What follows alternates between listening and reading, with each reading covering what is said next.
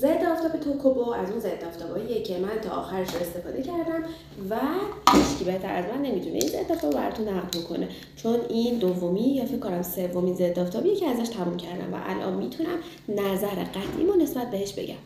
ضد آفتاب استیکی توکوبو یه خوبی خیلی بارزی که داره این هستش که استفاده ازش راحته. یعنی شما درش رو باز میکنید و فقط اینو روی پوستتون این مدلی میکشید و با این کار ضد آفتاب زدن شما تموم میشه. خوبی دیگه ای که داره اینه که اصلاً پوست شما رو برق نمیندازه. معمولا ضد آفتابای استیکی چون پایه چربی دارن باعث میشن یکم برق روی پوست بیفته و پوست حالت چربتری نسبت به حالت معمولی پیدا بکنه.